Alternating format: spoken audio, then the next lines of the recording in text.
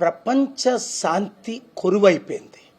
ముఖ్యంగా నా ప్రియమైన తెలుగు మిత్రులకు 200 దేశాల్లో ఉన్న 15-16 కోట్ల తెలుగు మిత్రులకు, అలాగే రేపు దేశంలో ఉన్న రాజకీయ నాయకుల్ని ప్రపంచ శాంతి కొరకు నేనేం చేస్తున్నాను, మీరేం చేయాలి, ప్రజలందరూ ఏమి చేయాలి అన్న సబ్జెక్ట్ మీద రేపు నేను ఢిల్లీలో వీళ్ళందరినీ కలుస్తున్నాను.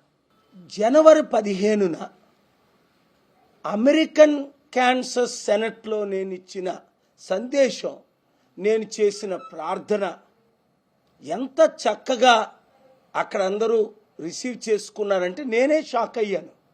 58 యుద్ధాలు ప్రపంచంలో, మన దేశ బడ్జెట్ ఎంతో, సంవత్సరానికి 3 ట్రిలియన్ యుద్ధ సామగ్రి ద్వారా వాళ్ళకి 3 ట్రిలియన్ వస్తుందని, కానీ నష్టం ఎంత వస్తుంది?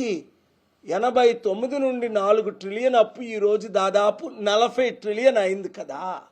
వారు చేసిన యుద్ధాల ద్వారా కోట్ల మంది చనిపోతున్నారు కదా.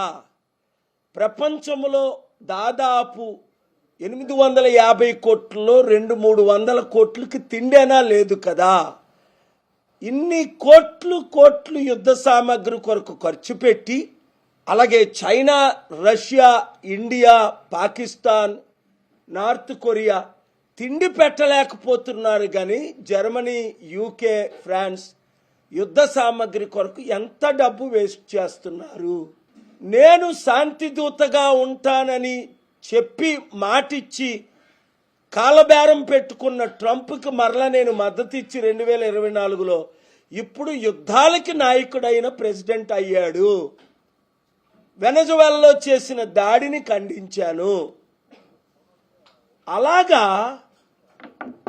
ఈ విధంగా ట్రంప్, ఈ విధంగా ప్రధానమంత్రి మోదీ నోరు మూసుకొని ఉంటే ప్రపంచంలో యుద్ధాలు ఎక్కువైపోతున్నాయని వాళ్ళకి నేను చెప్పినది. అయితే మీరేం చేయాలి ప్రజలారా? 1, ప్రార్థించాలి. యుద్ధాలు ఆగాలని సరిపోదు ప్రార్థన మాత్రమే. అయితే 2, ప్రకటించాలి. Each one reach 10, each one reach 100. అందుకనే ఫిబ్రవరి 22న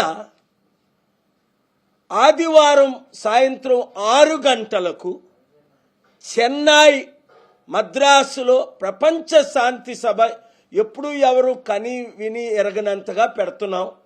దానికి అన్ని పార్టీలు మద్దతు ఇస్తున్నాయి, పార్టీలకు, కులాలకు, మతాలకు అతీతంగా.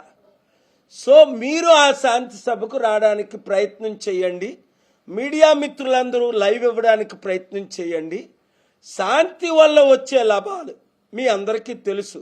మనసుకు శాంతి, కుటుంబంలో శాంతి, కమ్యూనిటీలో శాంతి, రాష్ట్రంలో శాంతి, దేశంలో శాంతి, ప్రపంచంలో శాంతి. నష్టాలేంటి? కోట్ల మంది చనిపోతున్నారు, కోట్ల మందికి తిండి లేదు, కోట్ల మందికి ఇల్లు లేవు, డబ్బంతా యుద్ధానికి ఖర్చు పెట్టేస్తున్నారు. మాట్లాడిన Mahatma Gandhi, Mother Teresa, Nelson Mandela, King Hussein, Martin Luther కింగ్లు లేరు. ప్రధానమంత్రి మన్మోహన్ సింగ్ గారు మౌన ప్రధానమంత్రి అని, ఈయన ఎప్పుడు మౌనంగా ఉంటున్నారు 12 సంవత్సరాలు. మన దేశం తప్ప ప్రపంచంలో శాంతిని ప్రకటించే దేశం ఇంకొకటి లేదు.